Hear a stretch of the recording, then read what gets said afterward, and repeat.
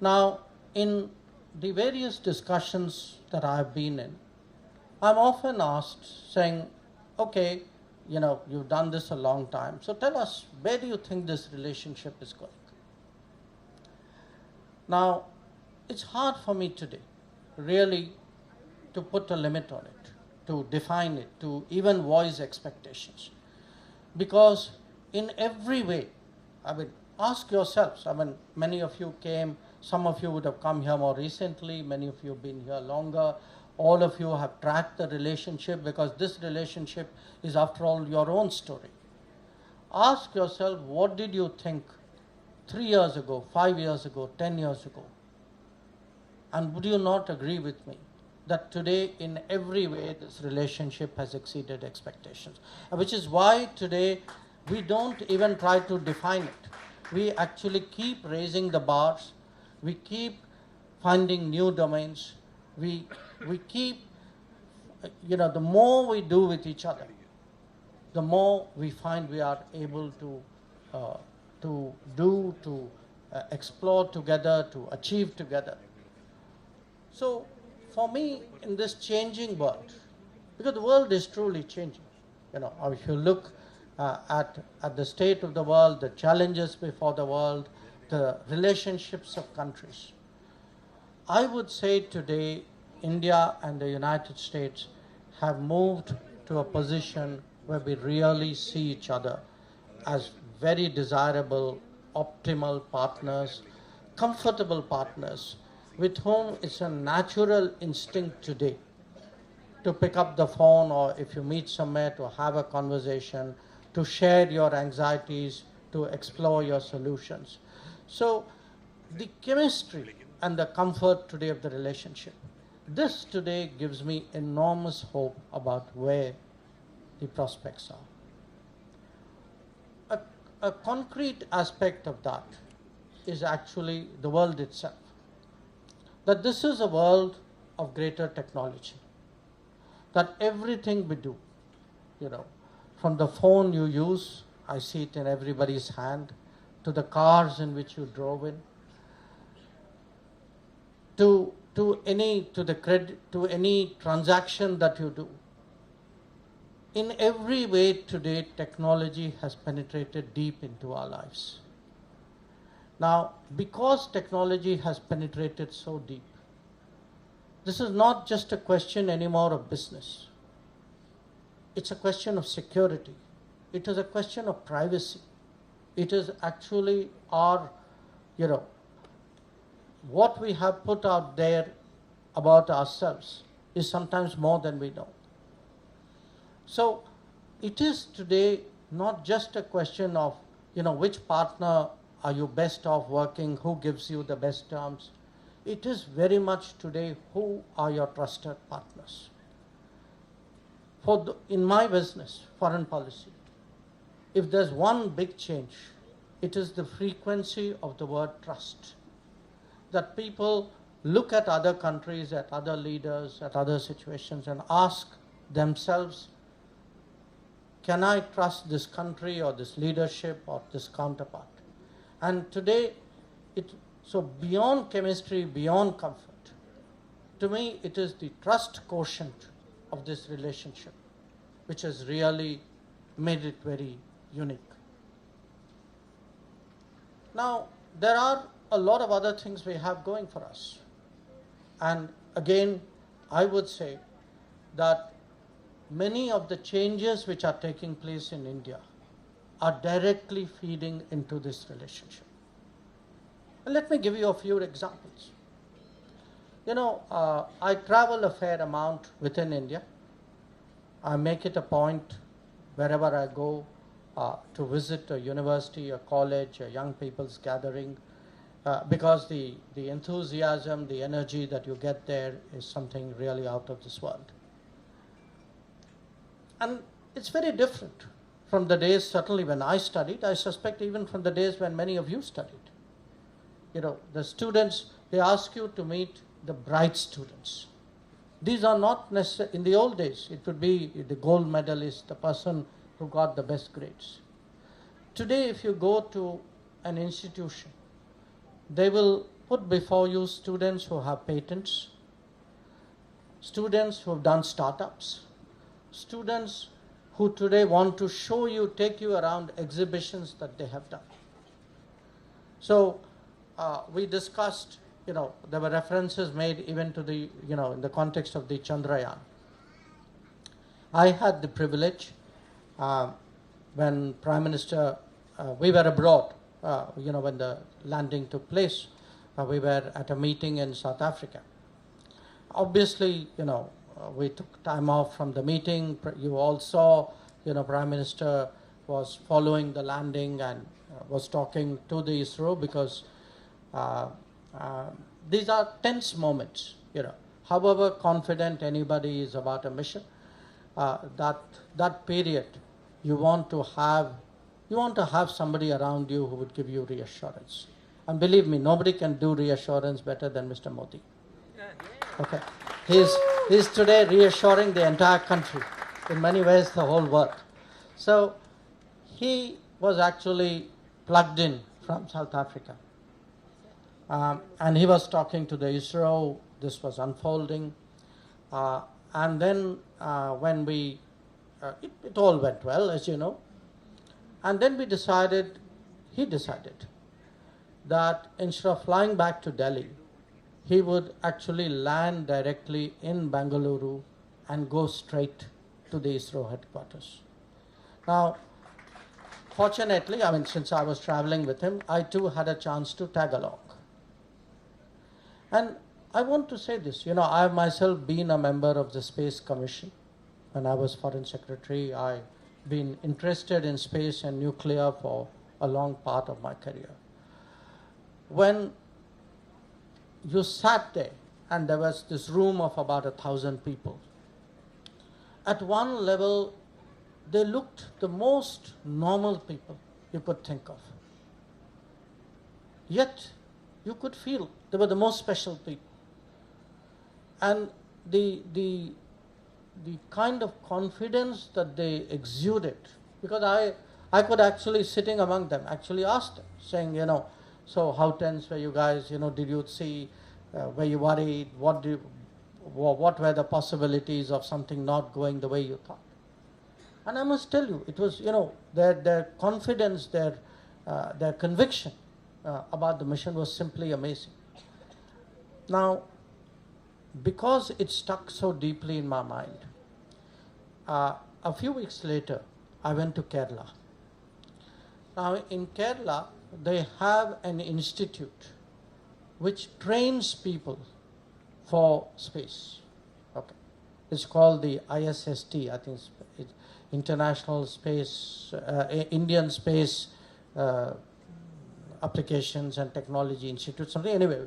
So I went to that institute, and these were BTech, MTech, PhD students. These were people who had the feedstock of our space program.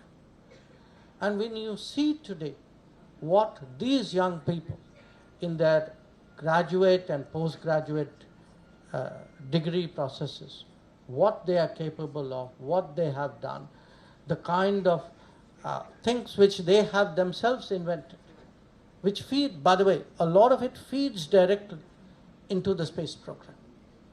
So I mention this to you because, yes, it's a great achievement. No question. Yes, we've joined a special club. But today, in many ways, the new India is an India of Chandrayaan, it's an India of CoWIN, it's an India of 5G. This is really what we are capable of. And it is this India today which the United States also sees. It is this India with which the United States actually has an appetite for working much more closely. Now, it's an interesting discovery I made, that if you look at some of the recent things which India, we've done together, they all start with the alphabet I. So we just spoke about this Middle Eastern corridor. It's called IMEC, India Middle East Economic Corridor. There was an earlier initiative called I2U2. This is India, Israel, United States, UAE. All of you are familiar today with the term Indo-Pacific. Even when it comes to technology, we speak about ISET. Okay. So clearly, the alphabet I think, is very good for the United States. Somewhere, folks, people have figured this one out. Go for the alphabet I, then pick a word. Hopefully, there's a country there. There are good people out there. Those are the guys you need to work with. So, what I want to say again is that, this relationship today, I started at a time in the early 80s when you actually had to explain where you're from, what you're about. It's good to see members of Congress here. Those were tough days, they didn't even let you into the rooms in the Congress.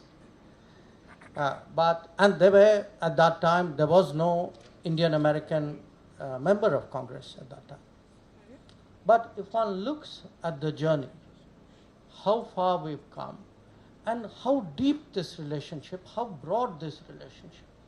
There is no department in the government today that doesn't have dealings with their Indian or American counterparts as they may be. But I think, as Nisha reminded us, this is not about government. It is something very much bigger. That when we, I see today the levels of interest in second level, third level, sometimes even rural area about the relationship. Again, I'll share with you an experience. We had gone back after Prime Minister Modi's visit. And many of you know I'm a member of Parliament from Gujarat. Okay. So that's not the story. The story is still coming. So we hear, it's often, I'm sure it happens in the US as well, which is members of Congress, members of Parliament from a particular state gather together. So we had this evening in the Gujarat State House in Delhi. And there were a few ministers as well. Prime Minister was good enough to come. All the MPs are there.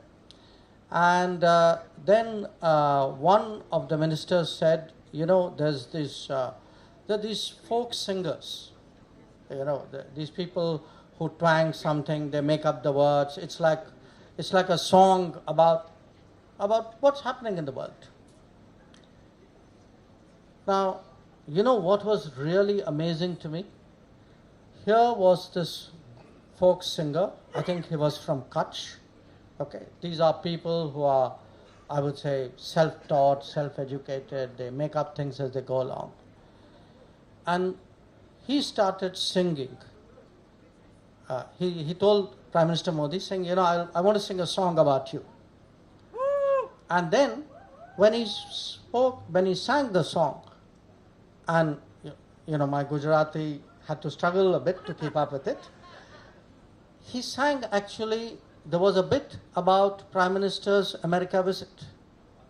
That today, actually, if a visit to the United States, a Biden-Modi meeting, has entered, the boondocks of India, that if balladeers are making songs about this, that tells you something both about how actually connected we are to the world, but also today, how much in people's mind this relationship matters. So once again, let me say it's great to be back.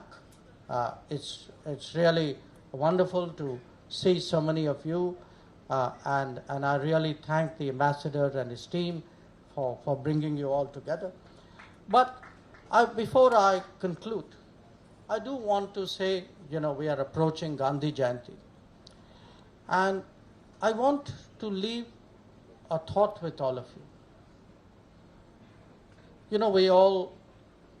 Mahatma Gandhi was I mean, to say he was an extraordinary man would be the understatement of this century. Okay, we often, we quote him. He said so many things so tellingly. But at the end of the day, if we ask ourselves, okay, so what was the message? The message at the end of the day was about doing the right thing, about doing the decent thing, about leaving no one behind. The Gandhiji's message is very complicated, but its essence is actually very, very simple. So, when we took up the G20 presidency, the responsibility, in many ways, I must say, that message was at the heart of our thinking. And I say that not just because we had a successful G20 summit. I think what we tried to do in G20, the underlying thinking, reflected what we are trying to do in India, what I think many Americans are trying to do in America, what we, India and America, should be doing with the world, which is to leave no one behind. Now, as a member of parliament, we have districts, even if you're not a directly elected member, there are constituencies or districts for which you have development responsibilities. The district which I have attached myself to is actually what we call an aspirational district called Narmada. I think everybody from Gujarat would certainly know it, but for others, I must say, it's the district with the tallest statue in the world, Sardar Patel's Statue of Unity. It's a district where, in many ways, it has a large population, tribal population. People have struggled with health, with education, with basic amenities. Today, it is among the fastest transforming districts of India. I mention this to you because what we tried to do in the G20, which was to get countries of the global south together, the countries facing problems, 125 of them, and ask them, saying, tell us what your problems are, because you folks are not going to be on the table when the G20 meets. Somebody has to put those problems before the G20. And we believe, as I said, it's the right thing, it is the decent thing, that your problems become the focus of the G20. So, the G20 is successful, not because, we found the right formulations on a matter as complicated as the conflict in Ukraine. The G20 is successful because we were able to shine the spotlight on the fact today that resources for education, for health, for development, for infrastructure are falling behind. That we speak about saving the planet, but we're not able to resource that dream. That we talk about technology, but do we actually have a vision of a digital public infrastructure which is so central today for a corruption-free, good governance world? And it is because we were able to get the G20 on the right issues. That, to my mind, is what, India's leadership, what India's contribution today is. And I want to recognize one thing, since I'm here standing before a lot of Indian Americans. Obviously, as the host, when things go well, the host always gets the credit. It's reasonable. But the G20 could not have come together if all the members of the G20 did not work for its success. I think particularly, I must say, because I am in this country today, the contribution that, the support and the understanding that we got from the United States to make a successful G20, I think that is something I would certainly like to recognize in public in Washington, D.C. So it may have been our success in a literal way, but I think it was the G20 success. To me, it was also a success of the India-US partnership. So once again, it's great to see all of you. I am not quite sure what happens in the program, but I want to leave one last thought with you. When I was coming here, these excellent gentlemen of my security detail asked me, saying, so what would it be like when you go to India House? I told them that you'll meet the most disciplined Indian Americans, people who will not rush you, people who will not crowd you, people who will come, people who will come, in groups, stand here. It would be my privilege to get the photograph taken. So I told them, this is an easy evening today, no problems, guys. Now, I hope you don't prove me wrong. Okay. So once again, really, thank you from the bottom of my heart. It's great to see all of you. And all I can say, please keep giving this partnership the support it needs, the support it deserves, the support it expects. And I can promise you that this relationship, like the Chandrayaan, will go to the moon, maybe even beyond. Okay? Thank you.